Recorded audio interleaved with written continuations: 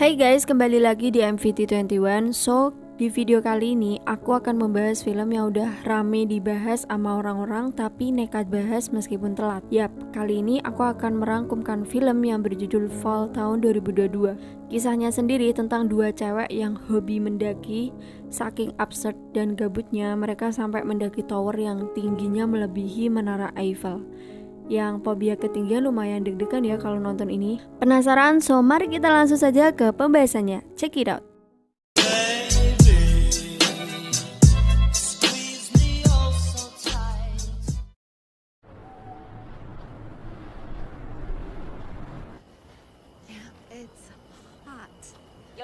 Di awal film kita akan melihat tiga orang mendaki tebing berbahaya. Ada satu sepasang kekasih dan satunya lagi obat nyamuk. Sepasang kekasih ini bernama Becky and Dan.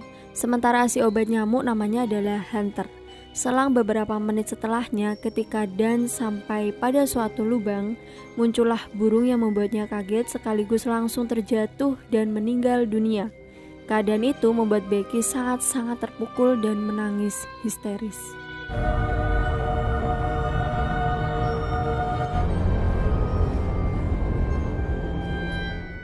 51 hari kemudian setelah kematian Dan, Becky bener-bener hancur.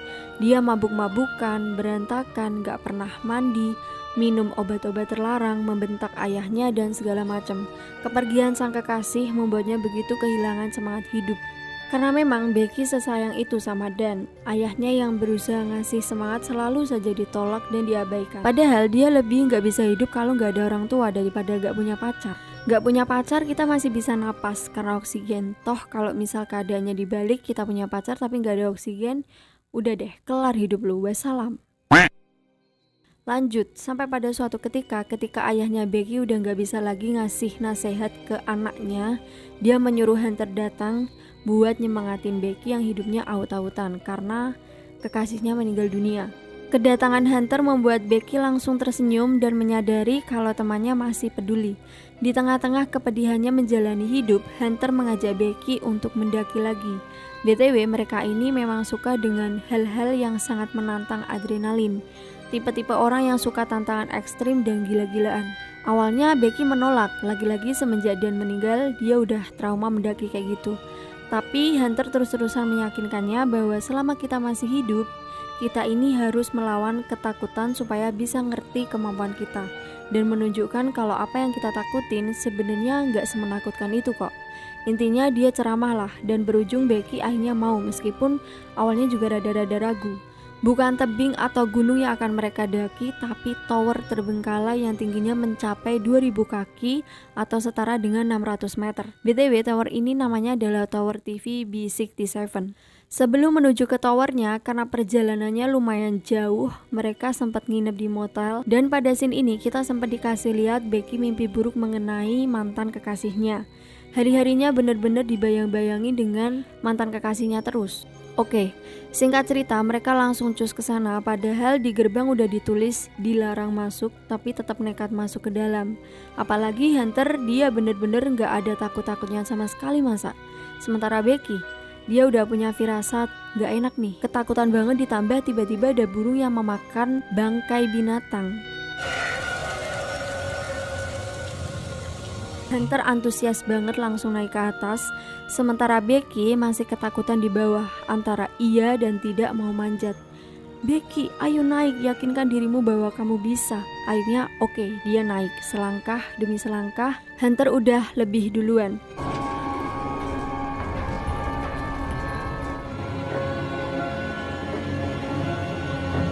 Kalau dilihat-lihat, tower ini udah kayak nggak keurus kan ya. Lihat deh, besinya berkarat. Mereka manjat dengan santainya sampai nggak sadar kalau besinya udah mulai toel-toel, baunya hampir copot.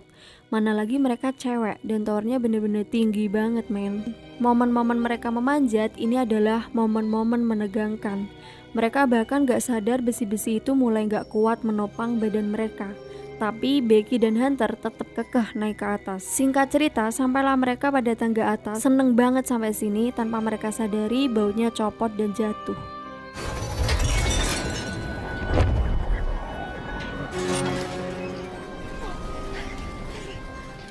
Mereka naik lagi kan tuh, bener-bener sampai pucuk dengan penuh ketegangan.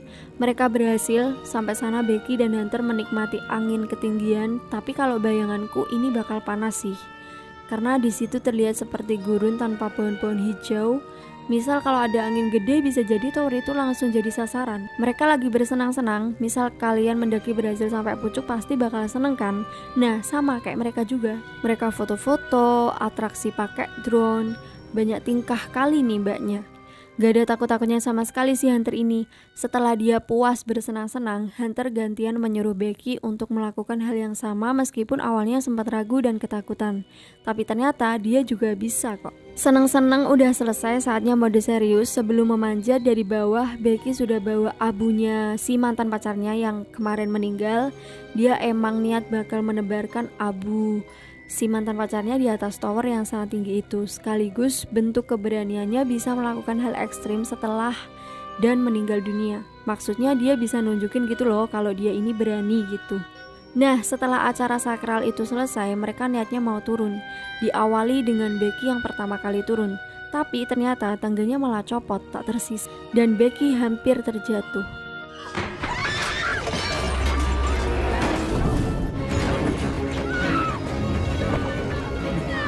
Tas dan segala perlengkapan juga ikutan jatuh ke bawah.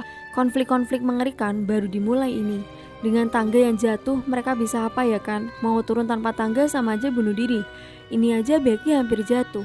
Untungnya dia berhasil naik lagi ke atas dan sempat-sempatnya masih bisa cengengesan karena berhasil naik.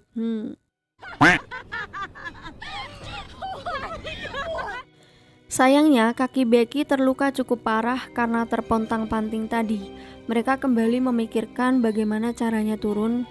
Aha, ada ide. Hunter punya ide. Dia akan memposting video atau foto di Instagram dengan caption minta tolong, kita lagi terjebak di Tower TV B67. Tolong panggil 911.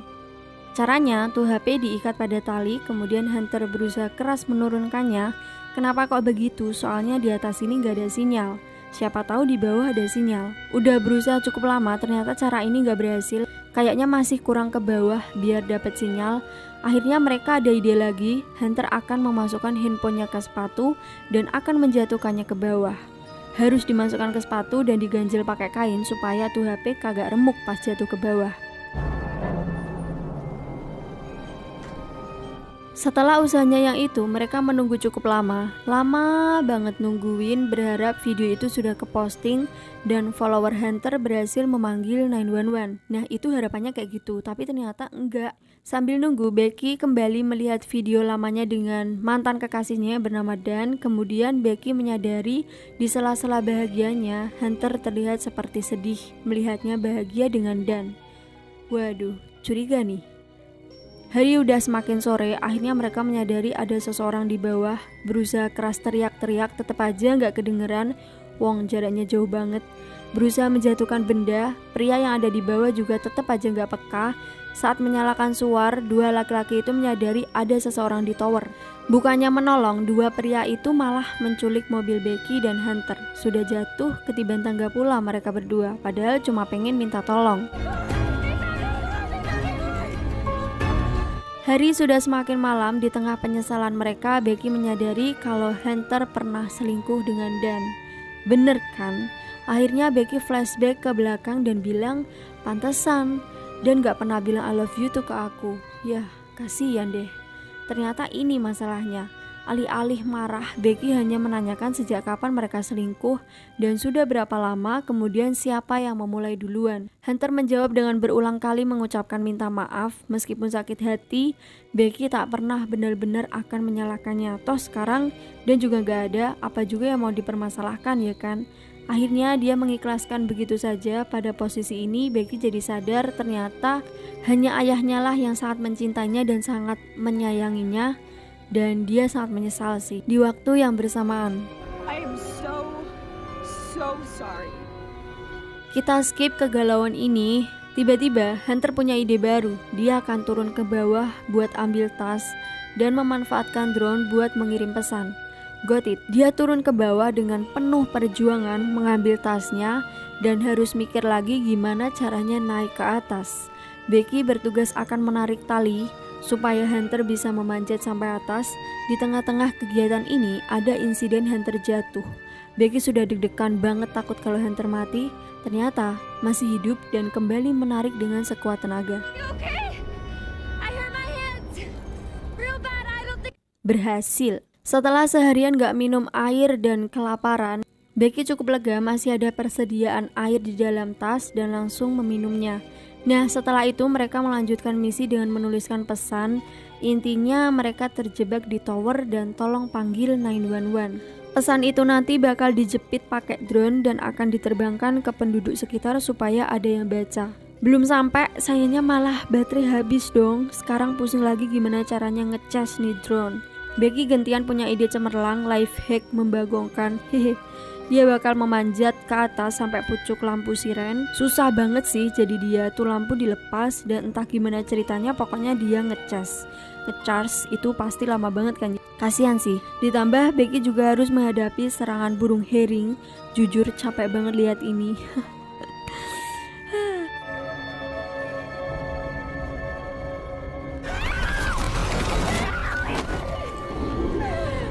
Singkat cerita, setelah baterai sudah terisi penuh, sekarang saatnya turun dan menjalankan misi seperti di awal tadi. Kali ini rencana lumayan mulus karena baterainya udah penuh. Drone itu melaju dengan baik dan hampir mendekati rumah. Sayangnya, malah...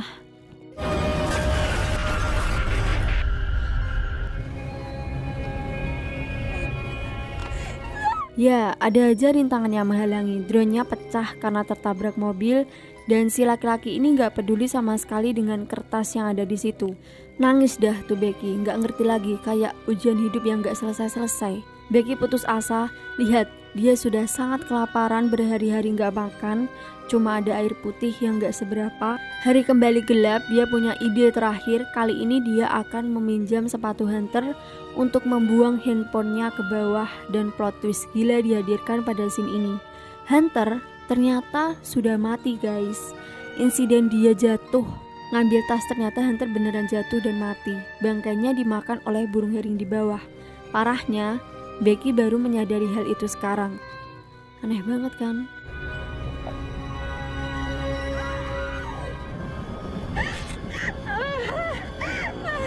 Dia nangis, bener-bener nangis, gak ngerti lagi. Dia nangis karena dia harus berjuang sendirian di tengah keriuhan ini. Kemudian dia kembali teringat dengan ayahnya. Becky menyesal, sangat menyesal menyia-nyiakan perhatian ayahnya yang ternyata dia lebih peduli ketimbang yang lain-lain. Dia berniat membuat video perpisahan, tapi tiba-tiba ada petir. Kupikir dia mati setelah ini, ternyata enggak, Becky masih hidup. Dan dia nekat memakan burung herring yang terus-terusan menyerangnya karena Becky punya luka di bagian paha. Dia butuh makan sesuatu agar tenaganya kembali, karena di situ kan cuma ada burung, jadi ya terpaksa makan itu. Setelah selesai makan burung, Becky turun ke bawah menuju mayat Hunter. Dia mengirimkan pesan kepada ayahnya, memasukkan ponselnya ke sepatu Hunter. Kemudian dia kembali memasukkan sepatu itu ke perut Hunter yang sudah terluka dan langsung menjatuhkan mayatnya supaya ponselnya tidak rusak ketika jatuh. Karena misal kalau benda dijatuhkan dari ketinggian seperti itu, takutnya sampai bawah bakal pecah kan ya, malah SMS-nya nanti nggak kekirim. Yang ada Becky malah mati kelaparan di sana. Jadi dia terpaksa memanfaatkan tubuh Hunter untuk melindungi ponselnya. Bukan masalah ponselnya biar aman, tapi supaya pesannya bisa kekirim gitu loh. Ternyata cara ini beneran berhasil karena kita bakal langsung melihat ayahnya Becky yang gercep memanggil 911 dan menjemput putrinya. Sesampainya di sana, mereka langsung berpelukan kayak Teletubbies, dibarengi dengan Becky yang terus-terusan mengucapkan minta maaf pada ayahnya. Anyway, film pun tamat. Ending yang cukup mengharukan kan ya. Perjalanan yang sangat menantang itu akhirnya mampu menyadarkan Becky bahwa sesungguhnya yang benar-benar menyayanginya adalah orang tuanya. Dimulai dari dia baru tahu mantan pacarnya selingkuh setelah mantannya itu meninggal, and tahu-taunya Hunter lah yang menjadi selingkuhan mantannya. Sakit sih. Padahal ketika Dan meninggal, Becky lah yang paling berantakan hidupnya. Dia membentak ayahnya dan segala macam. Yang ternyata harusnya ini tuh kebalik. Oke guys, aku rasa sampai di sini dulu video kali ini. Semoga kalian suka. Jangan lupa like, comment, subscribe, dan sampai jumpa di video menarik selanjutnya. Bye bye.